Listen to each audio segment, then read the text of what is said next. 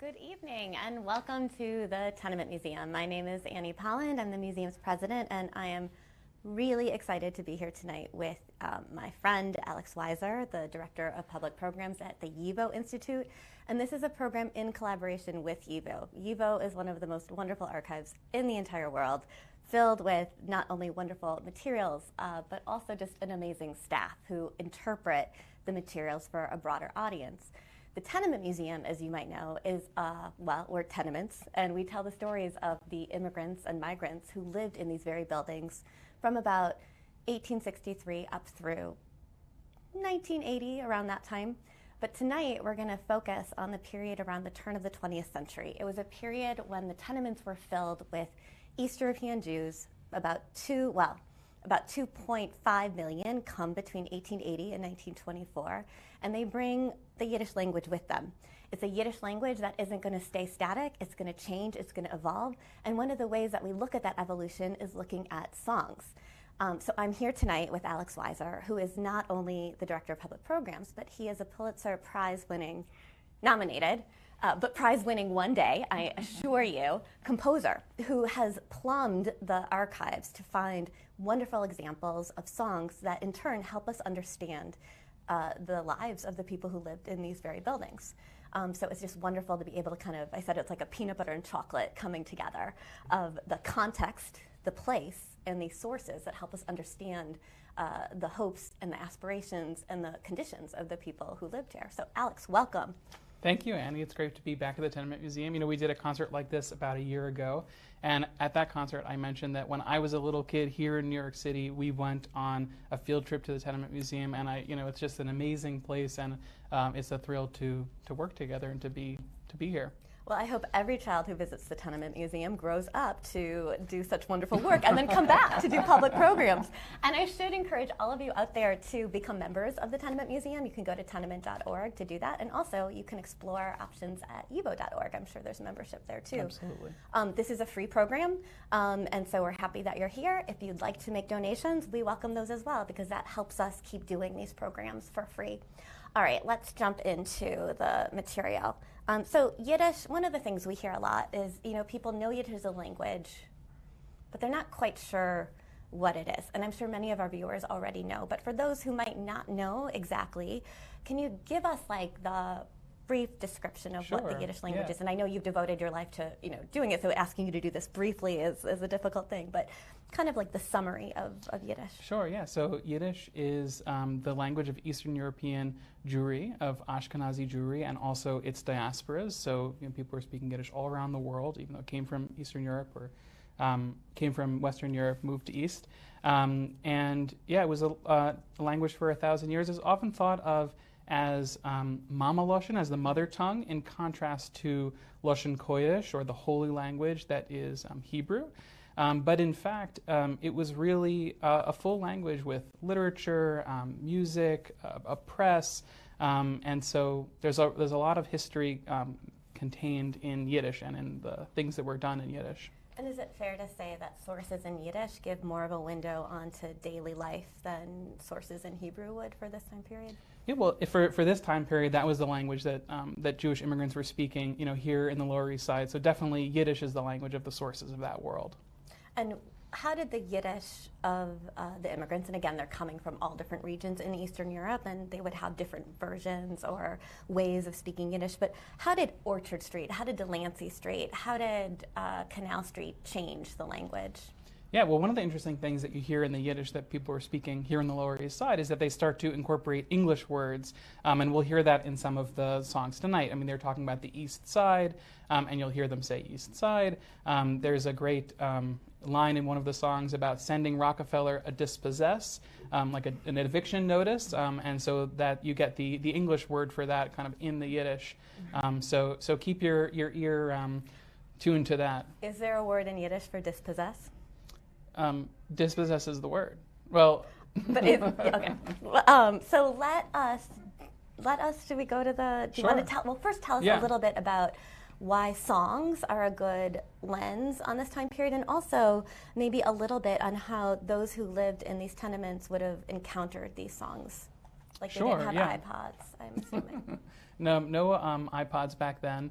But yeah, I mean, these songs are an amazing kind of window into the world, because just like you were talking about how the archives can bring alive the history, and we can see what people did and what they wrote and what they thought. The songs themselves are a part of that archive. They're a part of the kind of remnants left behind. And so we can hear about life from people in their own words, and the words that they wrote to mythologize and to make sense of the experience of that time. And so these songs are a great window into that kind of historical world. And at that time, they were heard on 78 recordings. They were heard in theaters. And in fact, there was a big industry of sheet music sales right in this neighborhood.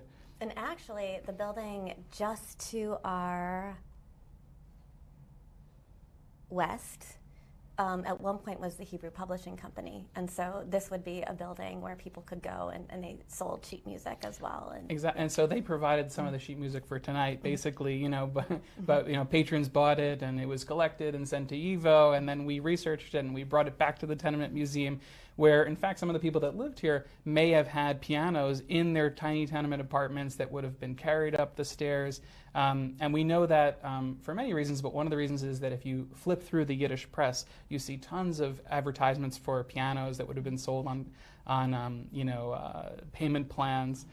So it's incredible to think that it would have had pianos in these neighborhoods, but they definitely did, because these sheet music were tremendously popular. You'd hear a song at a vaudeville show or at a theatrical performance, and you'd want to play it at home, but you didn't have your iPad or your iPod, so what did you do? You bought the sheet music and you played it on the piano. So we're kind of bringing that sensibility to life by doing this. Yes, whenever I see nicks on the ceiling or the walls of the tenement hallways, I imagine that was from a piano that, as they were trying to get it through the hall, it hit a little bit. Absolutely. And I said this last year, but it's my dream to bring a piano into the Tenement Museum. I think that people, the conservators here would be very upset, but I think it would be amazing fun to kind of bring an upright piano just to see how difficult that was, but they really did it, and then make some music. Well, hopefully one day the scaffolding will come off of 97 and we'll try that and see what happens. But in the meantime, I think you've done a beautiful job of kind of arranging these songs in different chapters. And so the first one is on immigration. Yeah, so the first song is Das Goldene Land by Eliakim Zunzer. And it's a song which really captures both the mythology of what the American immigrant experience was like, that this is a golden land, and people were talking about it back in Eastern Europe, that there were these kind of myths, but then also the fact that you get here and actually it's really hard. And this song kind of talks about that, kind of the myth versus reality is heard in the song itself. And the role of expectations that are then disappointed. Exactly, yeah. Yeah, so let's hear it.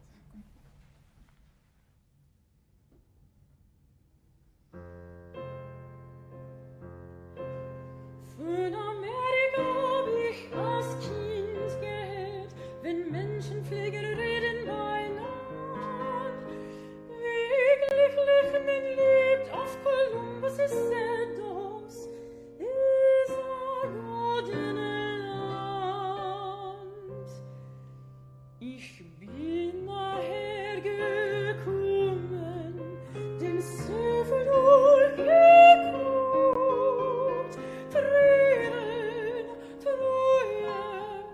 ist auf jedem Blatt gedruckt, in den Gassen, wo die Masse steht, gedruckt, viel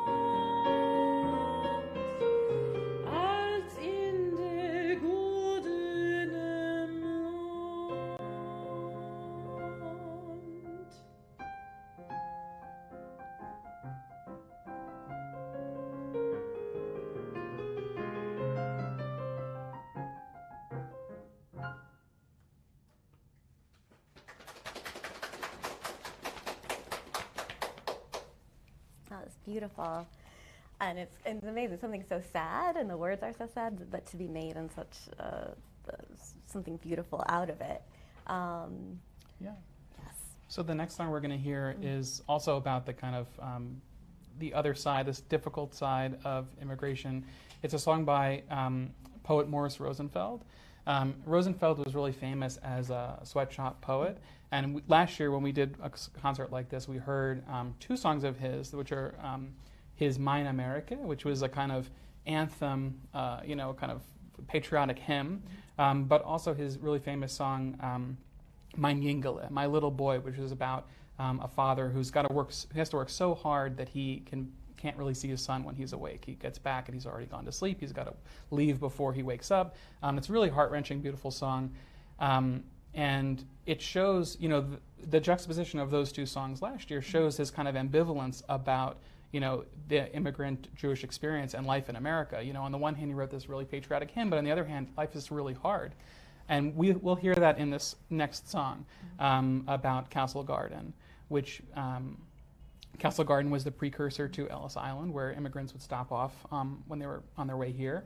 And you'd think that the song is going to be, this is a gateway to freedom, but instead the song is, this is a gateway to where dreams are buried. And so he kind of takes it head on. But then in the second verse, you hear he says, actually, it's not so bad. Jews and Christians get along better here. And there is a kind of possibility for, leaving the darkness of the old world behind. It reminds me of an article in the Yiddish press. I think it was in the Morgan Journal around the turn of the century, maybe like 1906, something like that. And I think the title of it was a Klug to Columbus, like a curse to Columbus, about all the kind of expectations that people had as they came and then how they were disappointed, which, again, it's like the flip side of the coin. You come for economic opportunity, which was a driving force of the migration, but then often economic opportunity on the Lower East Side meant 14-hour days and 6 days a week, sometimes 7 days a week, just kind of the way that kind of, again, you're coming for your family and to help your family, but as you were talking about with the other Rosenfeld song, that very work separates you from your family as well.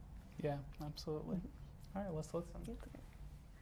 Oh, but I was going to say too, sorry, is at the end of that article, it's been a long day, but at the end of that article, they talk about people returning, so that they worked and then they went back, and this was for Jews. This is less common than for non-Jews. For example, Italians at the time had a much higher rate of return migration. Jews, it was more like 6 or 7% compared to maybe like 34% for Italians. Anyways, this article talks about people going back because they miss it so much and they're upset here, but then they go back and they realize they don't fit in there, and they realize what they like about America as well. So that seems like that is the tone of this next song too. Right. Yeah. Once he's really beaten it down, he says, "Whoa, wait! It's not so bad." Yeah. Yeah.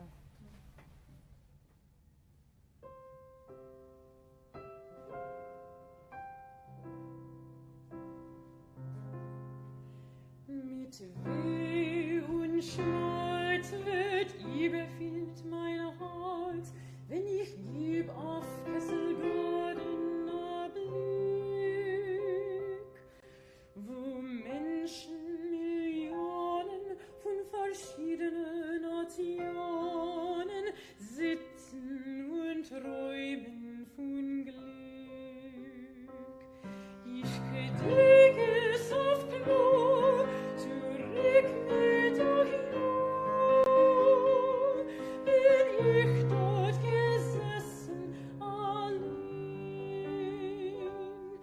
gehofft und gelacht, von Glück nur getracht, wie gut es mir damals gewesen. In Castle Garden auf jener Seite gefühlt ihr dem Grub von mein Glück. Und noch viel warm als solche Anschied gefühlt ihr, wo ihr geht, nur a Blick.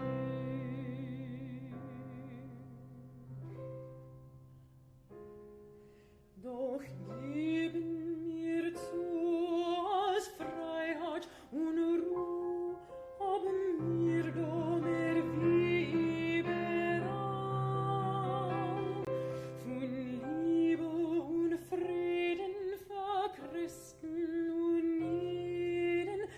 zeigt sich uns jetzt der Strahl. Nur nehmt euch in Acht, nicht verschleppt du die Nacht, die Finsternis der alten Welt. Die heimische Sam lot singen in Jam, und Roset, die Schiff sich vergelt.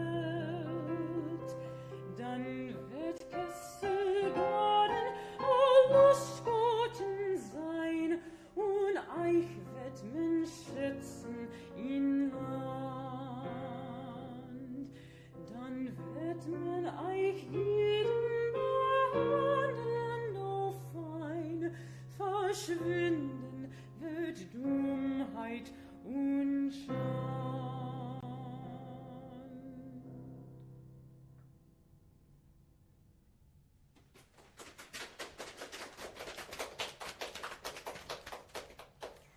So one of the things that the song ends with is this idea that America isn't so bad, that some things are better here, and one of the things that are better are the relations between Christians and Jews.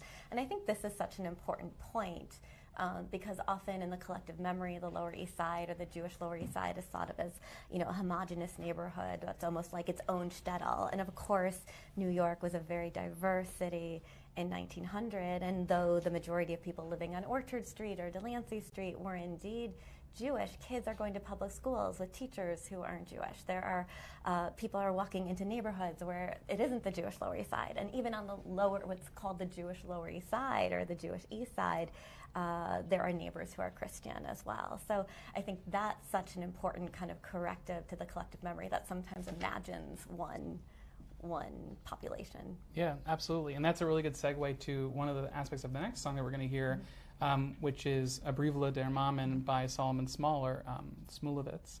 And Solomon Small was, you know, a singer and a songwriter who wrote something like 500 songs. He was extremely prolific, and he recorded a lot of his own songs. And one of the things that's interesting about it in relationship to what you just said is that he was trying to write in a kind of American popular style. And we'll hear that a lot this evening, that, you know, this music is really in dialogue with everything else that's happening in New York. Excellent. Yeah. And so this song, A Brivela der Mamen, it tells the story of an immigrant here in New York or in the U.S. whose mother just wants him to send a letter back home to give her some comfort. Yeah.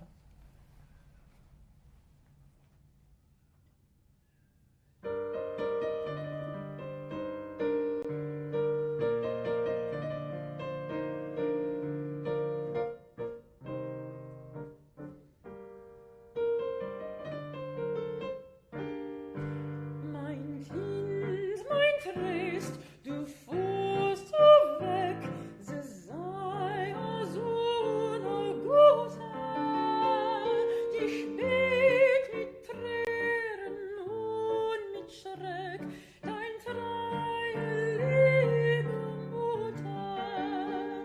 Du fuhrst, mein Kind, mein einzig Sinn,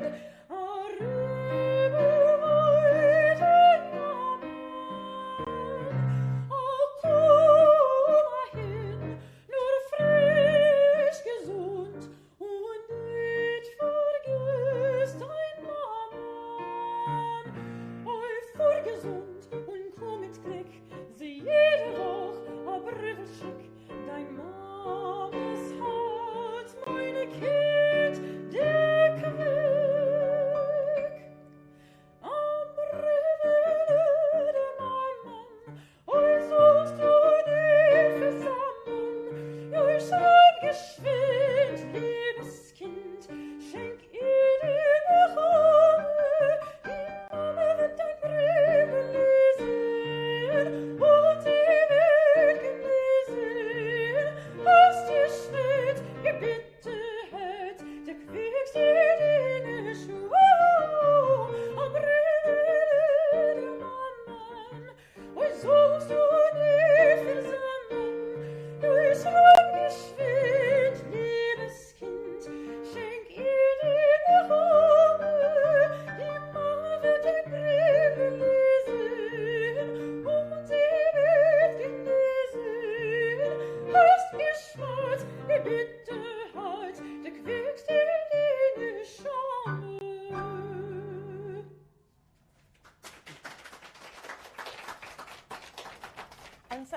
song was so popular, I didn't know that. I mean, I knew it was popular, but talking to you, I learned that it spawned like a whole array of letter songs. Yeah, so there were there's- sequels. Yeah, a Briefele der Chosen, a Briefele von Russland, a Briefele der Taten. So all these letter songs, and in fact, it was so popular that this was a kind of standalone song that was just written alone, but a whole show was made around this song to kind of capitalize on its success, and then a movie was based on that as well. So yeah, it was a big hit in the early 20th century. And we might want to pause and just talk about the role of letters at the time, because I'm not sure if some of our listeners quite understand how important letters were. So before the time of Instagram and email, the main form of communication is letter writing. And letter writing was such a big deal that there were even primers written for immigrants on how to write a letter. That were like Yiddish to English, right? There's this amazing Alexander Harkavy book that's bilingual, where it shows you in English the letter that you want to write, but also in Yiddish. And so you can use it perhaps to learn English, or you can use it to write a good letter in Yiddish. And it was very popular. It was printed in many different editions. I'm not sure if I think it's from that book. I think there was one where a man writes to his girlfriend, or the woman he is courting, I should say, asking if she would marry him. And so there's the letter, but then there's also how she would respond if she accepts, and how she would respond if she declines. So these letters then become wonderful windows too on how people are interacting and what they're trying to learn from the broader society. Absolutely, and you can find everything in that book, from romantic relationships to also to friendships, to family, and also business propositions. So it is a really interesting window into that world. I remember I learned about that dating often involved going out for coffee and cake. I will take you to a coffee and cake establishment. So. Excellent. So next, I guess, before you can go to the cafe, though, you need to earn money to go to that cafe. Yes. Which means you have to go to work. So our next category is all about work and labor. And the first song is simply Awake. Yes. Which I think is just that, it's almost like you set up Ellis Island and coming through, and then you get here, you find the tenement that you're going to rent a mattress from and be a boarder in someone else's home, but you need to get a job right away. And so the work conditions were just such a huge part of people's lives. And one of the tenements we've created is that of the Levine family. And the Levine family had 5 children, and during the day also ran a garment shop. So within 325 square feet or so, you have the 5 children, you have the mother, you have the father running a sewing machine, and then 3 workers who would come in and again work maybe 11 hours a day, 6 days a week. So work was all encompassing. Yeah, so work, and then the labor movement itself, such an important part of this history. And so the next song is a kind of anthem by David Edelstadt, who was also one of the kind of sweatshop poets, along with Morris Rosenfeld, who we heard from earlier. And he was, for a period, the editor of the anarchist newspaper here in the Lower East Side, Die Freie Arbeiterstimme, the Free Workers' Voice. And this song is it's an anthem for freeing yourself from the slavery of the capitalist system, as he describes it. And it's somewhere between an anthem or a rousing march to call to order. So let's listen.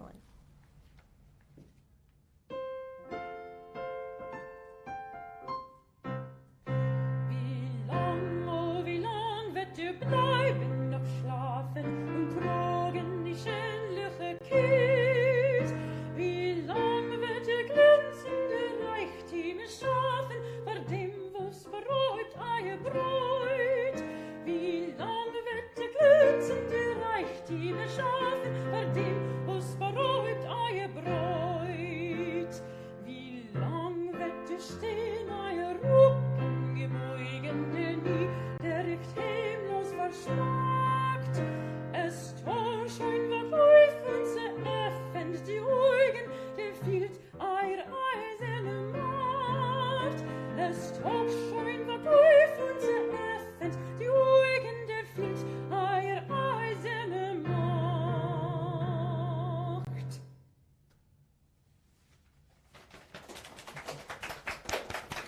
I weren't the boss, I'd get up and walk out right now. That was so, so inspiring. So the next song is one in which an aspect, it's about labor as well, but the aspect we spoke about earlier, the way in which English words are going to enter into the Yiddish. So this is called uptown and downtown. Yeah, exactly. And that's what it's called in Yiddish, uptown Und und downtown. And it's about this kind of divide between the bosses and the workers. And the whole song is about how if you join hand in hand, if you go together, the workers actually have the power. And so it's a kind of call to action. And this song is by Solomon Small, who we heard a Brivla der Mamen from. And yeah, it's kind of littered with English words. So listen extra careful for it. And I think it's significant, too, that it's 1906 because the subway has opened up just a few years earlier, making that divide between uptown and downtown much stronger. So in other words, before that, some of the bosses might live right downtown as well, but that having the subway kind of allows the spread to and the creation of Jewish neighborhoods elsewhere in Harlem or in other neighborhoods, so that uptown and downtown can be more distinct. Yeah, and one of the other things that's interesting about this song is just the way that it kind of demarcates the spaces in the city and kind of gives you a sense of like what it would have felt like, not just uptown and downtown generally, but it talks about Broadway and Fifth Avenue and yeah, which is another indication too that even those who lived downtown ventured uptown. Absolutely. It wasn't just like they didn't go past 14th Street. There was a lot of movement around the city. Excellent.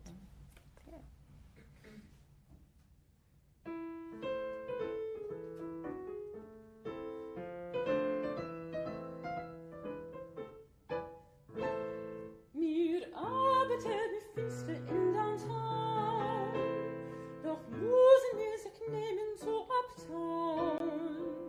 Wir haben auch groß Macht in diesem Land, wir dürfen nur gehen Hand in Hand. Die Gunst darf man machen als unhört. Wir arbeiten, wir haben mehr Wert. Wir arbeiten mit unser Schwest und Blut. Was sei verwegen gehört, kein Sach sie nicht. Nehmt gute Nacht, wir haben Macht. Der reiche von uptown, hinten noch sein downtown, in arbeiten und Schippe fähren ein Express. Und wir von der Eastside, hinten noch sein alright, und schick eine Rockefeller Gora Dispossess. Der reiche von uptown, hinten noch sein downtown, in arbeiten und Schippe fähren ein Express. Und wir von der Eastside, hinten noch sein alright, und schick eine Rockefeller Gora Dispossess. Wir dürfen alle Tänne in downtown, nur sehen Rebelmuffen het uptown. Die 5th Avenue wird euch gefehlt, und doch sie Broadway ist euch geht. Zuletzt sich in der Bräut und in der Lehm, die Rache wird geworden schrecklich Für Norden wollten wir den Central Park, von Lexington gemachte Hasermark. Nehmt gute Nacht, wir haben Macht. Der Reichen von uptown, hinten noch sein downtown, in arbeiten in Schippe fähren ein Express. Und wir von der Eastside, hinten noch sein alright, und schicken Rockefeller Gora Dispossess. Der Reichen von uptown, hinten noch sein downtown, in arbeiten in Schippe fähren ein Express. Und wir von der Eastside, hinten noch sein alright, und schicken Rockefeller Gora Dispossess.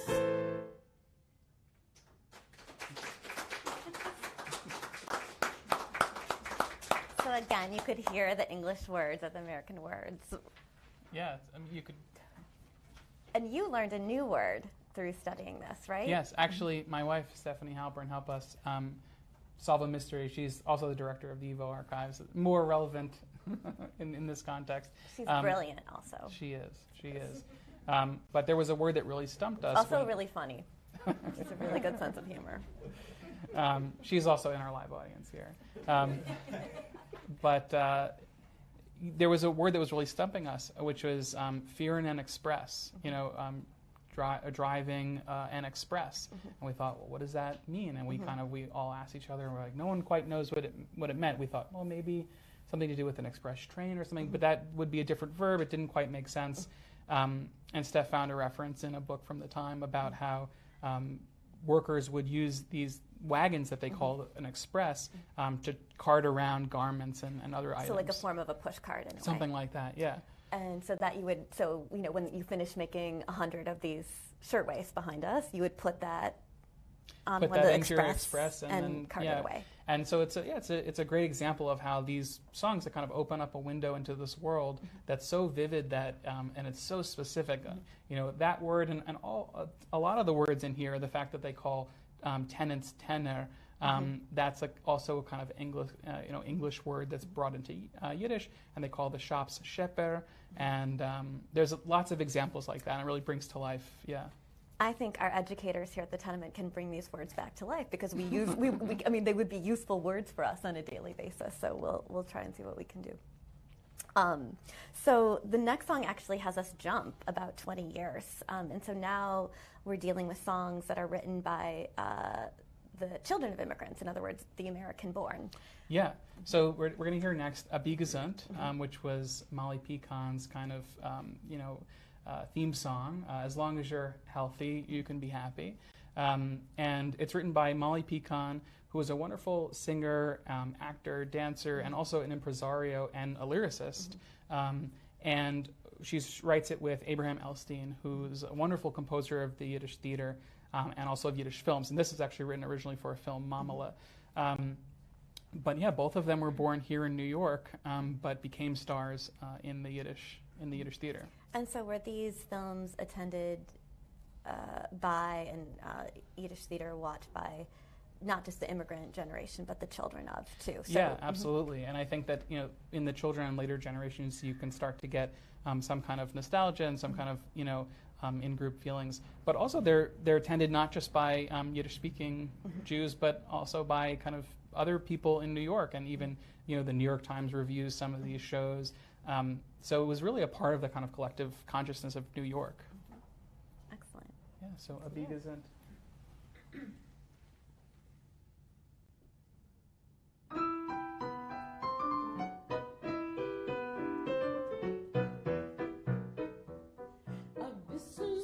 A bisschen Regen, ruhig und den Kopf zu legen, wie gesund kann man glücklich sein.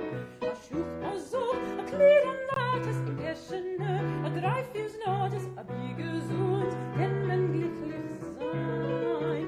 Die Luft ist frei, für jeden gleich, die Sonne schickt für jeden in ein bisschen lachen, einmal mit Freund, ein Schnäpsel machen, wie gesund kann man glücklich sein.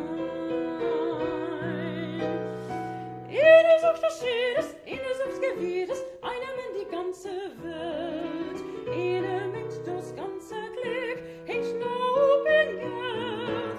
Sollen oder sichen, sollen oder kriegen, nur ich dacht bei mir, ich darf das auf kaputtes Welt, das Glück steht bei manche. A bisschen Sonne, a bisschen Regen, ruhig und den Kopf zu legen, wie gesund kann man glücklich sein. A Schuch, a Sog, a Kleid, a Nates, in Käschene, a drei, vier Notes, wie gesund kann man glücklich sein. Die Luft ist frei, für jeden gleich, die Sonne, sie schenkt für jeden eine Buddelmoderei. A bisschen Friede, a bisschen Lachen, einmal mit Freund, a Schnäpsel machen, wie gesund kann man glücklich sein.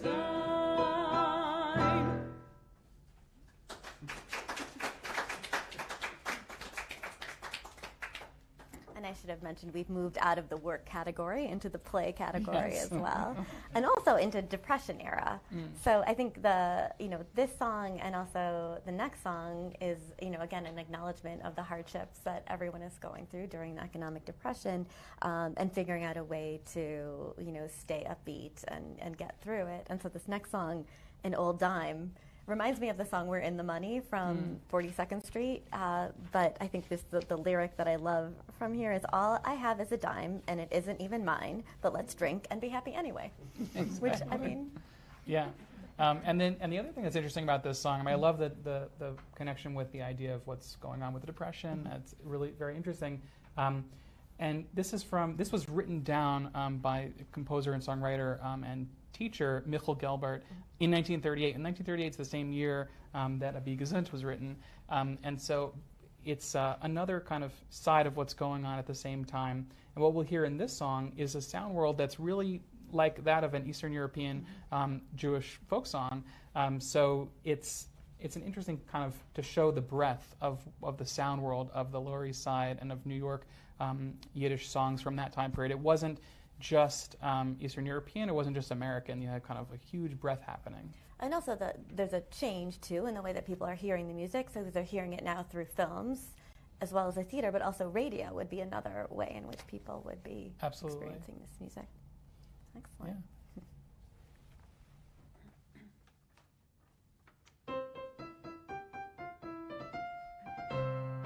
Hab ich mir einen alten Daim, tralalalala, ist der Daim euch nicht mein, tralalalala. Lo mir alle fröhlich sein und mit mir in Schenk rein, trinken Brampfen, trinken Wein, tralalalala.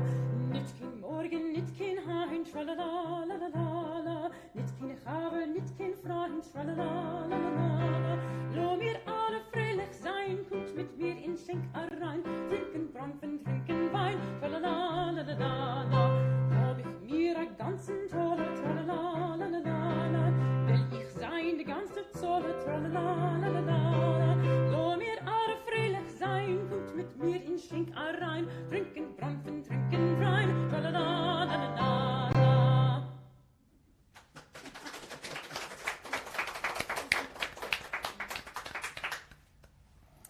And the next category that you've created, and it runs, I think, parallel to the 20s and 30s, is that of nostalgia, a way in which once you've moved past the immigrant experience, there's a little bit of a kind of remembering the past in a slightly rosier way than maybe it was experienced. Yeah, exactly. And so last year when we did this, another version of this concert, we had towards the end this wonderful song, Ich denk noch der East Side von Amal, longing for the east side of yesteryear, which helped, illustrate this point that you're saying, that as time went on, all that hardship, all that difficulty became nostalgia, and people kind of looked with rose-tinged glasses.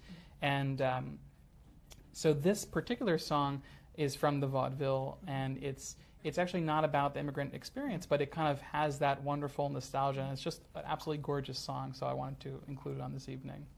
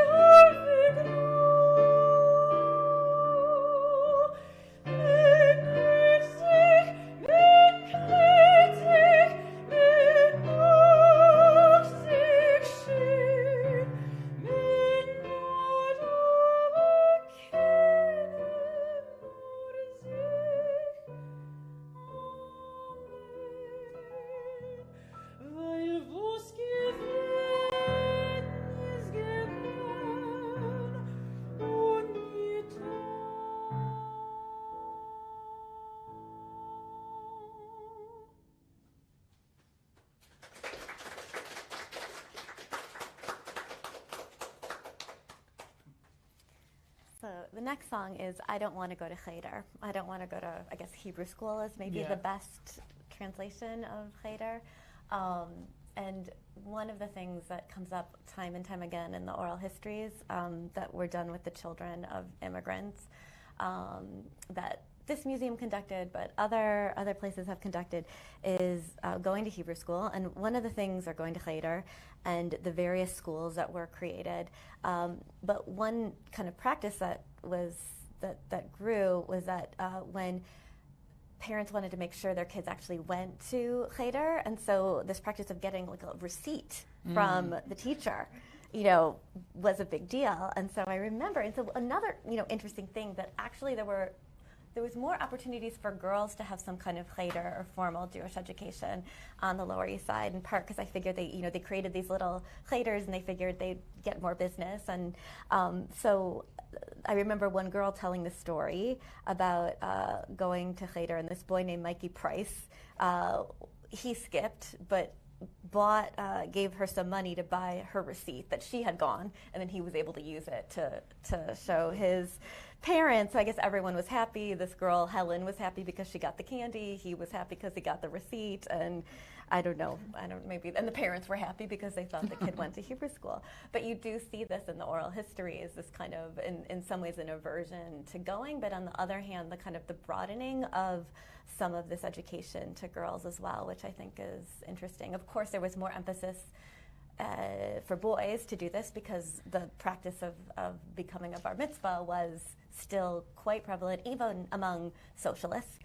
To have your kid go through the bar mitzvah ceremony was important. And to that point, too, there were even books written, bar mitzvah speeches, that were for fathers and also for sons. So you could, pay 15 cents and get your book of speeches and pick the one you like and then be able to read it at the ceremony. But yet still there is this aversion to going. And this song is also by a popular writer. Yeah, so this song, the text is by Sholem Aleichem, who's famous as the creator of Tevye, the Milkman, who, the stories of which Fiddler on the Roof was based. And the interesting thing about this song is that, so the text is written by Sholem Aleichem in Eastern Europe, but the song is written in 1920 in New York, and was wildly popular here in the Lower East Side. And so, it speaks to something interesting about the kind of historical memory, and also about how these ideas were still relevant in this totally different context.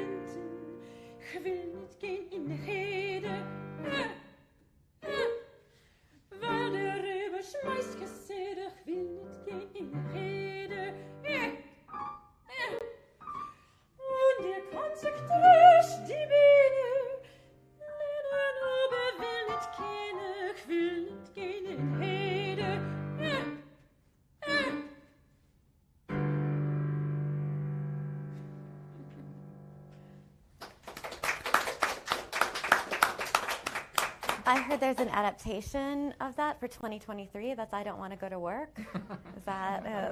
I think it coming soon. Yeah, coming to a 78 Especially on Monday. Yeah. Except when you get to work, and this is work. This is very, very exciting. And I'll just add that those verbal sighs, those are a part of the music itself. It's written into the score. How is it written? It just has a kind of note without a pitch, and the word eh. Yeah. Well, it was beautifully brought to life. Somehow you brought it to life in a way that you expressed it, but still sounded beautiful, which is great. So our next set of songs is very different. We're jumping to the 21st century, and so that there is the composer is someone who is the great grandchild of immigrants. Yeah, that's right. Yeah. And he grew up in New York. And his connection to Yiddishkeit would mostly be through family stories and maybe a relationship with a grandmother. This is your story, right? Yes, Now we're moving yeah. into your. Yeah. I don't know where I was going to go with that. Yeah, but no. So in just the same way that the songs that we've been hearing, they tell the stories of history for us today. And that's been one of the things that's been really interesting for me working at YIVO, 7+ years now, getting to know history through documents, through archives, and through songs, from that period. It kind of brings the world to life. And so I wanted to do something similar in my own music. And so before my grandmother passed away, who I was very close with, she had various stories about her family. When she was a kid, her family had a knish store in Coney Island, and the family would stay there during the summers. They would live in a little room behind the store. They didn't have a bath. They had to go to the Russian bath to bathe. And she had all sorts of misadventures, playing in Coney Island, going to the beach, going to movies, and with her family. And so she had these amazing stories. And before she passed away, I recorded her telling the stories, and I used her words themselves. I edited them down into song texts, and that's the basis of these songs we're going to hear. And were these stories you had heard growing up all along the way? Yeah, and I wanted to make sure I had a kind of document of it. And in a way, writing these songs helped me kind of make sense of them myself. And my guess is that also working at YIVO and being exposed to more of that history helped you understand those stories better than... Absolutely. And, learning Yiddish, my grandmother, grew up in a Yiddish-speaking home, but hadn't spoken Yiddish since she was a little kid. And, of course, she grew up in the kind of home where the parents are trying to speak Yiddish so that you don't understand it. And she understood it. She went to the Yiddish theater with her family. At a certain point, I guess they had to stop telling secrets. But it was a language of her childhood. She hadn't spoken it with people in years. But one of the great, amazing things about learning Yiddish at YIVO was getting to share a little bit of that with my grandmother before she passed away. And what was her reaction to that, I imagine? No, she absolutely loved it. And she would call me and she would remember stories. Oh, this person used to say that thing. Oh, I had an aunt that used to sing Die Grüne Cousine, and my mom would make fun of her because she sang it poorly, and but all sorts of memories kind of that were awakened by just thinking about Yiddish and Yiddish words. Mm-hmm. And she was born in what year? She was born, I don't know the exact year, like in 29 or early 30s or something. Yeah, she didn't like talking about her age. Let's just leave it at that. You're being a very good grandson then. Perfect. Yeah.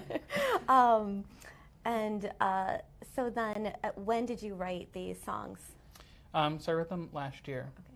Yeah, and before we listen to them, I just want to introduce Eliza Bagg is our wonderful singer tonight, and Paul Karakis is our pianist. And it's the same dynamic duo that we heard last year. And so if you're curious to hear more, check out the performance from last year. Their full bios are in the program for tonight and on the website. But they're extraordinarily talented people with lots of really interesting things to check out. So, yeah, I hope you will.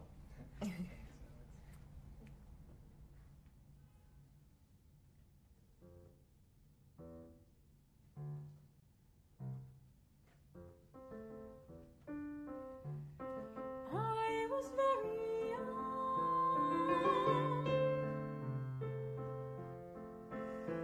We used to go to the beach ourselves.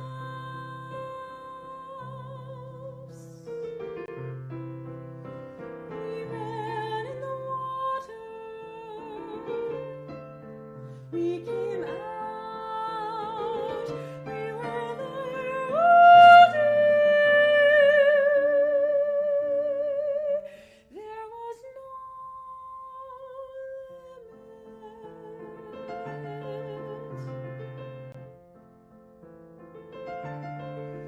We were there without an adult.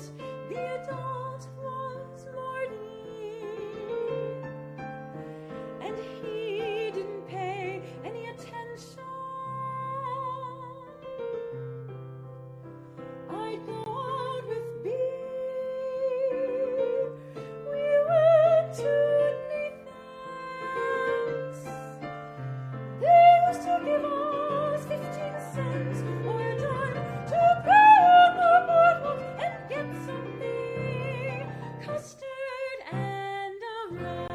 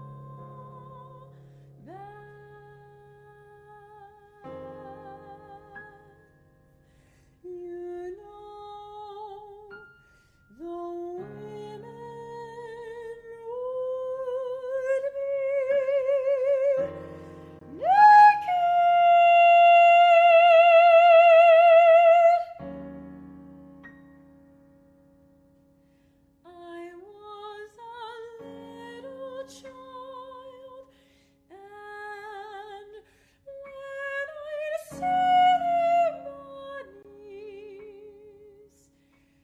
I thought it was very funny.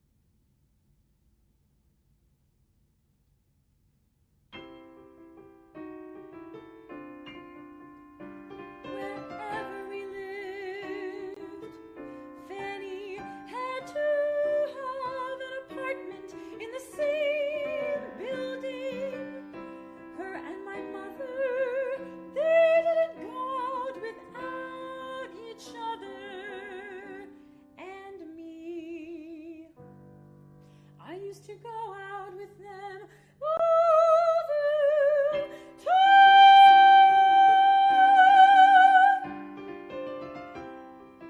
She liked the mountains. She didn't like Coney Island. She used to take me every time she went. She stayed in hotels sometimes. They called it a Koch-a-lane, where you cook yourself.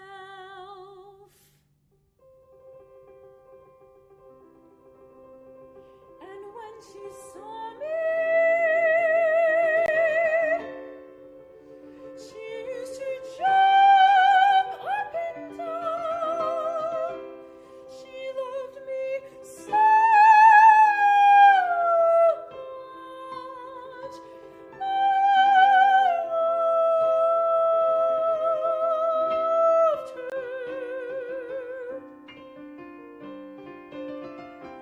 My mother was a little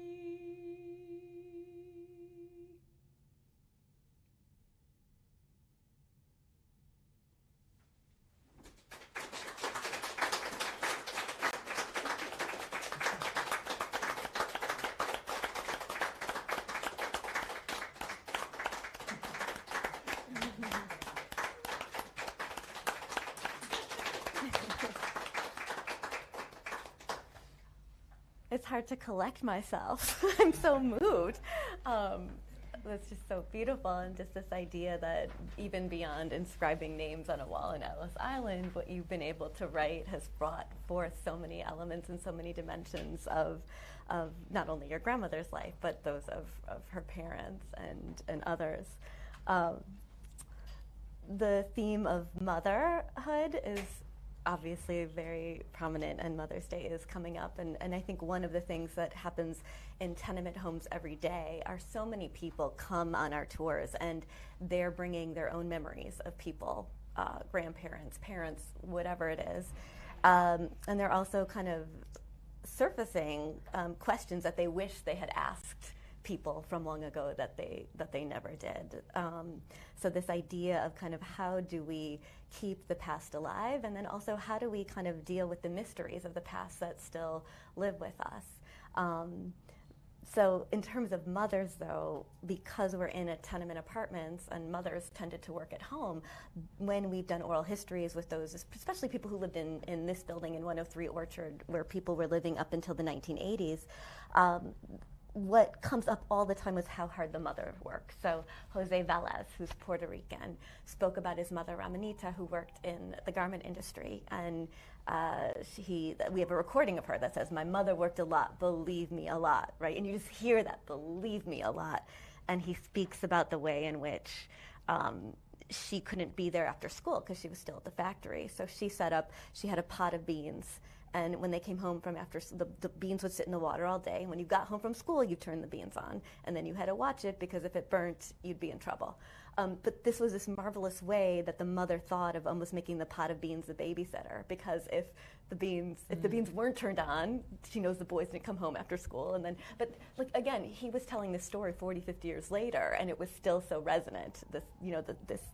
This obligation to help the mother and the hard work of the mother.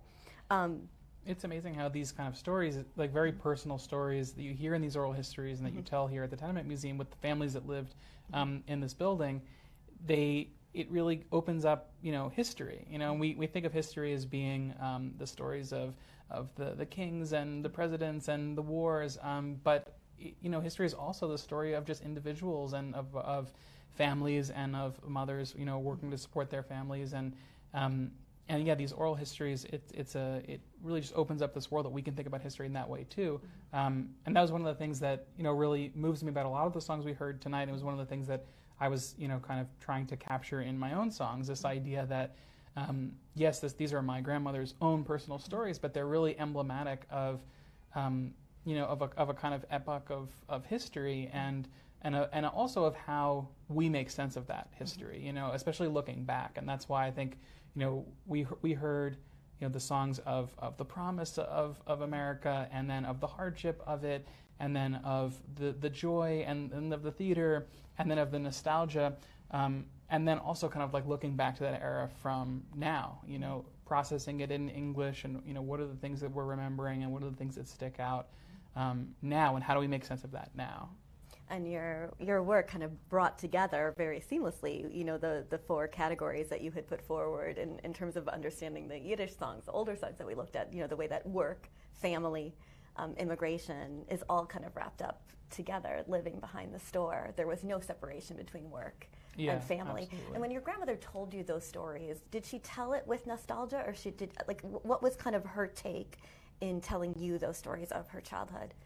Yeah, I think that they were largely nostalgic, in the sense that, like she describes, everyone's a saint, and she can barely bring herself to remember the bad things that people did, except for herself. She feels like enormous guilt for stealing pennies, until the very end of her life, she felt this guilt, and also, about, remembering her Aunt Fanny, in the memorial. But I think for the most part, she looked very fondly at that time period. And I'm sure it was much harder. And you can even hear it in her own stories. She talks about how her Uncle Joe was so worried that she was going to get burned in the knish store. Yeah, avec. Go away. Yeah, get away. And so, it was this dangerous thing. She's a little girl and she's working at the knish store. I'm sure that was hard, and to live in those circumstances behind the shop. And yet, with the the benefit of hindsight, she remembers for the most part just this amazing kind of loving family and wonderful childhood. But it's interesting because in your songs you brought out the bitterness and the sadness of it as well, especially in the portrait of her mother. What was her mother's name? Rose. Rose. So just thinking of this woman who was always trying to learn English, which is and just the struggle that she had, and that she never got to rest. She was always working. Her mother's name was Molly. Her Molly, grandmother's name was Rose. Okay. Yeah. So Molly, we're going to remember her name. Folks. Exactly. No. No, but it was the knish store was Litvin's Kosher Knishes. Okay. Which is her mother's maiden name. Yeah. Got it. Yeah. And so, but I thought too, as these stories are of long ago, and yet at the same time, they capture dynamics that are still in New York as we speak, and just that it's very common for children to learn English very quickly, but of course the parents who have to go to work to support their kids don't always have that same opportunity, and as adults it's harder to learn. And I'm just reminded of we have a project where we collect we have students and others write little essays about objects. They pick an object that somehow represents their family's immigration or migration story. And I guess about 7 years ago when we started it, we worked with college students, and at that time those college students had parents that had come over before there were phones, there were telephones and rotary dials, but there weren't phones. And the reason why that's important is that they, in learning English, carried with them dictionaries. So we had several students, again, unprompted, they did this on their own, bring in as their object a dictionary, not a Yiddish English dictionary, but... although we've got great ones at YIVO. We've got great ones, and I'm sure that was the case before. Analogous story, yeah, absolutely. But Chinese English, Spanish English, Russian English, again, dozens of these came up, and the stories were of remembering their parents carrying the dictionaries with them on the subway or to the shop or to wherever they were going in order to kind of have that and translate, which is such a wonderful reminder that learning a language is not just a thing. Sometimes we have visitors who assume like learning English is just like a decision, but learning English is just a long, arduous process for so many people, so much so that you're carrying the burden of learning that language with you in the form of that dictionary. Yeah, I think that's one of the things that's so interesting about learning Yiddish now and listening to these Yiddish songs is that, it helps connect across that divide. I grew up into a world in which my parents just spoke English. I didn't have to think much about it, and Yiddish was a kind of memory for my grandmother. And yet to go back to that time where no, it was really hard to learn English. This was a challenge. It was a generational divide. I mean, to think, I didn't grow up necessarily thinking about the language barrier between my grandmother and her mother, let alone the generations before that. But yeah, these kind of stories and looking at this material in Yiddish, it kind of like reopens that that immigrant experience. And it's just, I guess we started this evening talking about the way in which the Yiddish songs that we looked at earlier capture moments and elements and dimensions of history that, again, might get lost if you're just reading a textbook or an encyclopedia article, and that really kind of bring to life those stories. I love, too, how you, through your work, have been able to contextualize and bring to life the different facets and elements of your own family history in a way that I think many people can relate to, whether they are immigrants themselves or the great-grandchildren of them. So thank you for sharing that Annie. with us. And it was funny, Eliza, when you started singing in English, I had been so caught up in the Yiddish that I mean, of course, I know that you speak English, but I was like, oh, she does English too. Like, it was such a shift, but that was just so beautiful. And I want to thank Eliza and I want to thank Paul for bringing all of the history to life through your art history. Thank you for having us. Thank you. Do we have any questions? We'll go first to our live audience to see if we have any questions here. We have some very distinguished scholars in the room. And I think now our first question comes from Dr. Eddie Portnoy, the author of Bad Rabbi.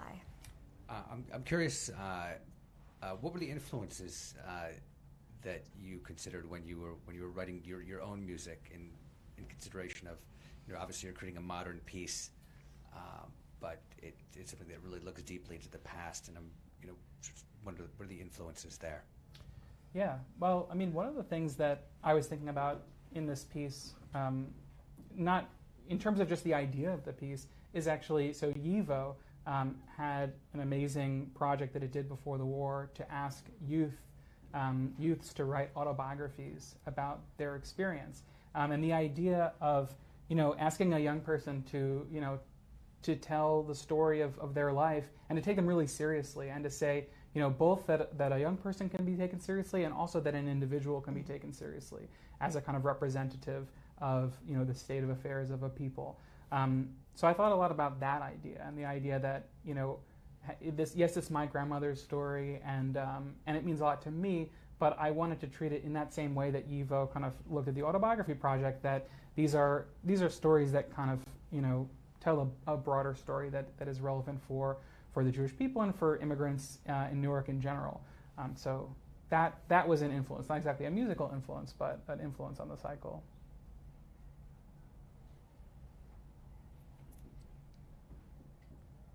Any more questions? Are there any questions online?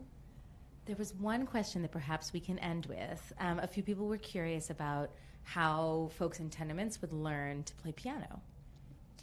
Oh, that's a great question. I mean, I think they probably learned the way people learn nowadays with, piano lessons and such. But I know there's some really interesting scholarship on pianos in the world of tenements. Yes, and you had mentioned that your grandmother's knish was called Litvin's knish. Litvin's, yeah. Knish, and we have a former tenement staff who, Sarah Litvin, who wrote a dissertation on piano playing and women, specifically women, and piano playing.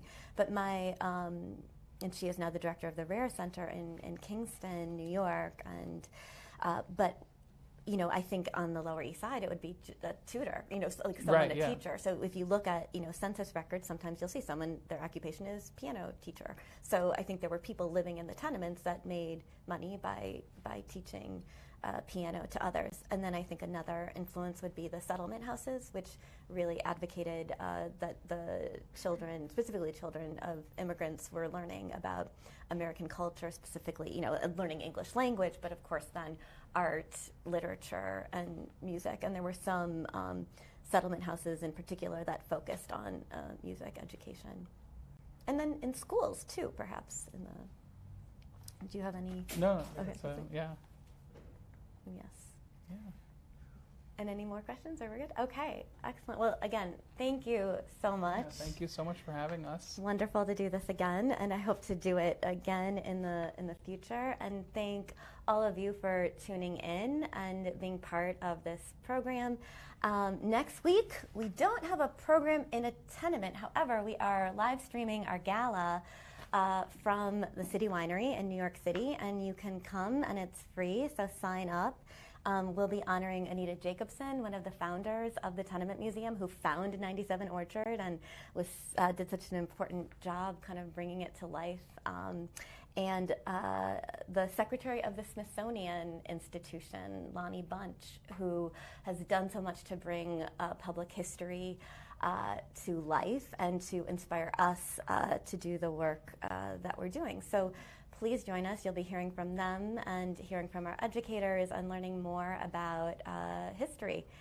So that's next week, Tuesday, May 2nd, and you can tune in on tenement.org/gala.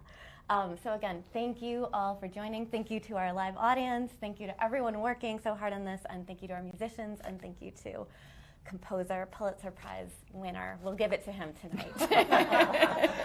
He earned it. I think your grandmother would definitely say that. So thank you so much. Good night. Thank you, Annie. Yeah.